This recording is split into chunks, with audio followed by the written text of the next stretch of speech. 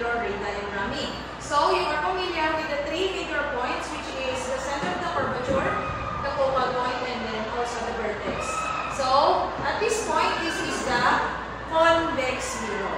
Okay? So, since this is the part of a convex mirror, dito tayo nakaharap, I'm going to place the object dito sa harap ng convex mirror. Okay? So, ganun pa rin po yung principal rays na gagamitin natin. So, you have your P to F and F to P. Okay, so let's start with P to F. So, since we have here the object, ito yung incident ray. Incident ray. Okay, and then, magre-reflect siya sa labas.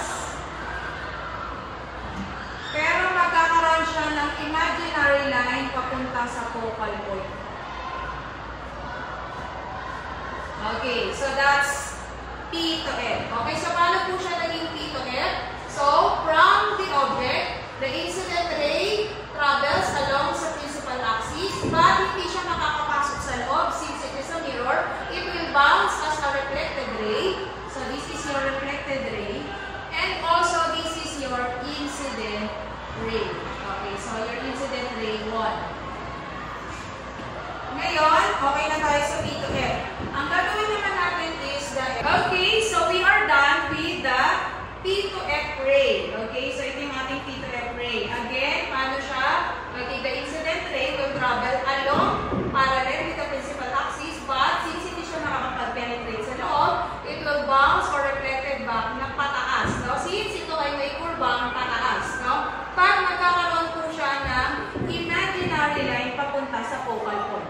Okay po? Next naman natin ay F to P ray. So sa F to P ray naman po, so ang target niya ay pupunta siya sa letter F. So this is our incident ray. But since hindi po siya makaka-penetrate inside, magba-bounce back po siya. Magba-bounce siya, pero magkakaroon po siya ng imaginary line papasok sa loob.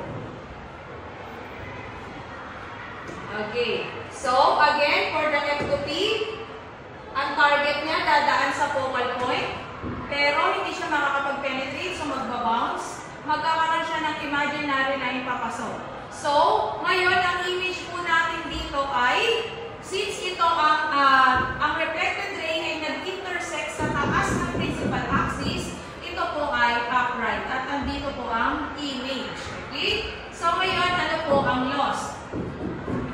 The location of the object is between F and B or B and F. Between F and B.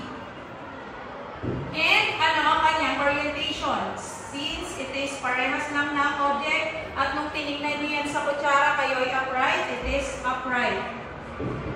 At ano naman ang kanyang size? So, sukatin natin. So, kung ito ay 6 inches, ito ay naging 3 inches, so siya ay reduce. So, since ito ay upright, kapag upright, it is always virtual. So, that is for the ray diagramming ng ating convex mirror. So, that's again the P to F, and this is your F to P ray. At dito sila nag-intersect sa loob or sa behind ng mirror natin. At using the imaginary line, nakita natin na ito ay